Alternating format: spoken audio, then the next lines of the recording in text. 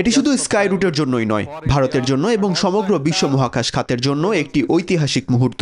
ভারতের মহাকাশ গবেষণার ইতিহাসে এক নতুন অধ্যায়ের সূচনা। সফলভাবে উৎক্ষেপণ করা হলো দেশটির প্রথম বেসরকারি বাণিজ্যিক রকেট, নাম বিক্রম-1।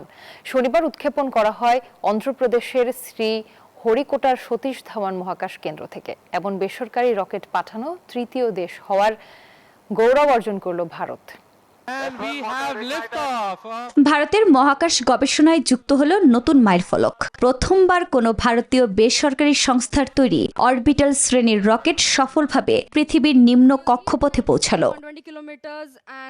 অন্ধ্রপ্রদেশের শ্রী হরিকোটার সতীশ ধাওয়ান স্পেস সেন্টার থেকে হায়দ্রাবাদ ভিত্তিক স্কাই রুট অ্যারোস্পেসের তৈরি বিক্রম-1 রকেট সফলভাবে উৎক্ষেপণ করা হয়, যার নাম দেওয়া হয়েছে মিশন আগমন।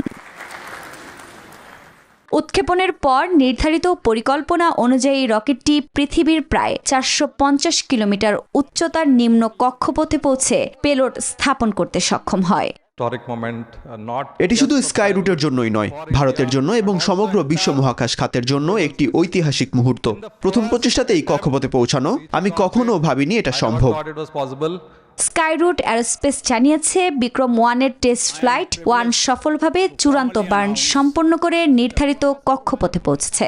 সংস্থাটির ভাষ্য, এ সাফল্যের মাধ্যমে বেসরকারি প্রতিষ্ঠানের অরবিটাল উৎক্ষেপণ সক্ষমতা অর্জনকারী বিশ্বের তৃতীয় দেশ হিসেবে আত্মপ্রকাশ করল ভারত। এ অর্জনের পর স্কাই রুট অ্যারোস্পেসের প্রতিষ্ঠাতাদের অভিনন্দন জানিয়েছেন ভারতের প্রধানমন্ত্রী নরেন্দ্র মোদী।